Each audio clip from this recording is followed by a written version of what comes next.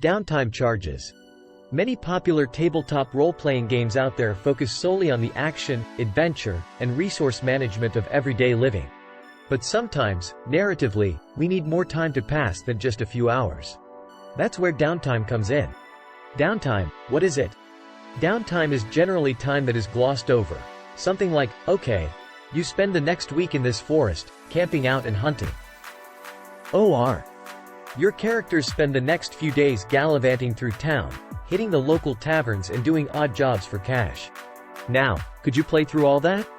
Sure. Could you make a few simple rolls to decide how that time is spent? Sure again.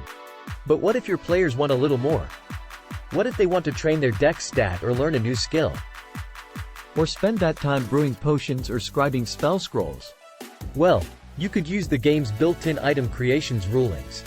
But it's a bit bland and potentially unenjoyable.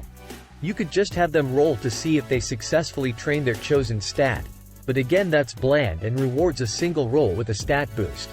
That can get pretty out of hand quickly if you're not careful. I think I might have something better in mind.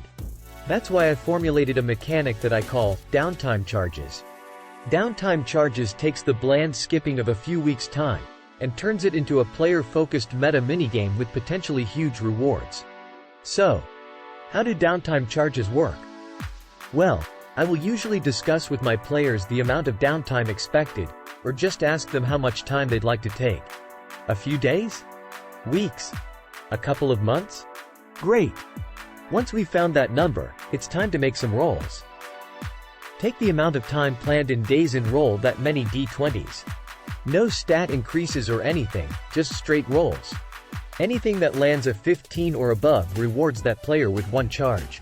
Now, once all the rolls are made and you know your number of charges, you can choose to apply these charges towards anything you'd like to spend that time on. For example, in my personal game, we've ruled that it takes 10 charges to work towards a+1 stat boost, with limits on how often that stat can be trained. So, want to take a+1 in dex? Use 10 charges, and spend your downtime training your dexterity. The charge cost should vary based on how crucial something is. Proficiency in a new skill might be 10 to 15 charges. Making a spell scroll might take just one charge. Give your players something to spend their charges on, and tune it for their character's narrative focus. Our Circle of the Moon druid wanted to learn new wild shapes, and thus she spent her downtime researching creatures, attempting to shape into them and learn their behaviors, and spent the adequate amount of successful downtime charge rolls. Now she's picked up on a few monstrosities and is a terror on the battlefield. So why use this system? Why does it have to be a 15 to get a charge? Well, truth be told, it doesn't. And you can definitely tweak this to fit your needs. In games that I run, I like District of Columbia 15 because it represents an intellectual breakthrough, a challenge overcome while trying to learn a new thing, a new development or technique discovered that really ups your ability. For example, I remember playing baseball as a kid.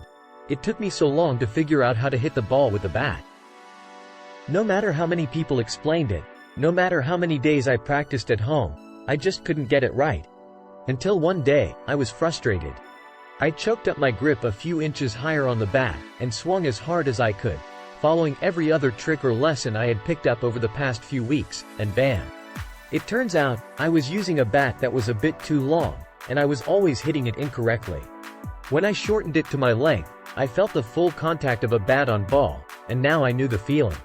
I like to implement the challenge of learning into my games as a way for players to feel rewarded or get excited about building up to that big upgrade or skill. And when the rolls are tough, the charges are few, the reward feels greater. Optional additions. Okay, so I've given a basic breakdown of downtime charges, how to get them, how to use them, and what they represent. Now, how can you tie the world into this?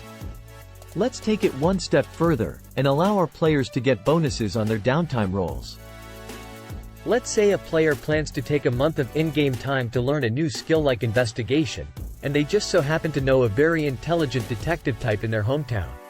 Perhaps during their downtime, they spend time attempting to absorb the person's expertise, and getting advice as they attempt to grow. I've been known to grant a few advantages based on environmental situations. Don't go too overboard though.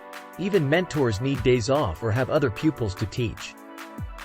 This advantage or role bonus could be granted situationally, like perhaps our aspiring investigator has access to a massive library with books on investigation and detective work.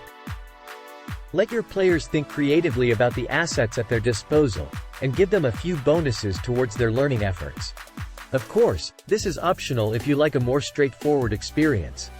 In conclusion, Downtime charges are like a game within a game. They allow players to enjoy the game on a meta level, while achieving rewards they might not have otherwise considered. I feel like this method helps the game narratively, as you are able to summarize the more dull parts while still enjoying roleplay between rested days. I'll be posting a PDF of this soon, which will be linked in the description when it's released. If you have any questions or suggestions, please comment below, and if you'd like me to keep making up content like this for TTRPGs, please subscribe and make sure notifications are on so you can see every new post. This video is brought to you by Wizards Forge, and if you provide the code MAKKYZ when talking over your custom print with our designers, you'll get 10% off just for watching.